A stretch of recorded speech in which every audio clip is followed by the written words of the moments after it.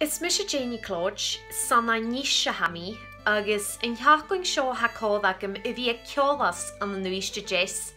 ach go mí orsta noch rileing A-staigh Coròna-bhìoras chaneal sin cumasoch. Ha mis min chu gréin ruúdan na seár ma dhéon Ceòlas sé bhí a cúneochuh urad a gcuine for fag an thuil a ha tín a ghuaiste Jess a dheansachuh gaelic, ceol, daus a céim agus árain.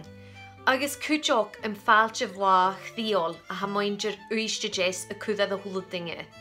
Agus ha mis min chu grisin in gana haverin a ha húla dinge a dola bhais gach blionna. Ha mi hína bhí fríhalla Ceòlas son coiúdeich blionna inis agus ba mi dalán an thoiseach na mola noch agus thuad mi coram a bhí geansachuh fá lúg tugaisc lé a Canada agus a ALBA. Agus ha mi gomór an cuming na daine sin a dheansaich na cemannan go, or inis ha coram ag am hín a bhí tugasc na cemannan sin as a choir snoch ag am hín agus cúteoch ag Ceòlas.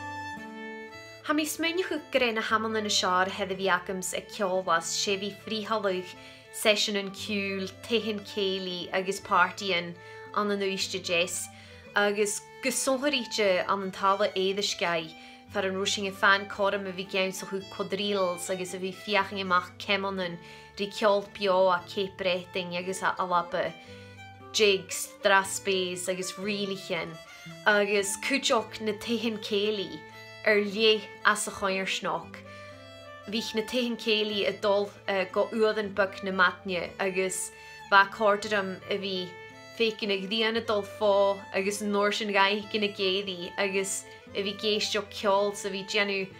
strip the willow a muich tronhaúraigh. Bhhealam mealanéoch a chudad Ceòlas a ha cóthroch a cóig blonna fichiad an blionna seo agus ha mi cuanta d'ir dí hin sias a ghuaiste Jess son party mhór an aflon.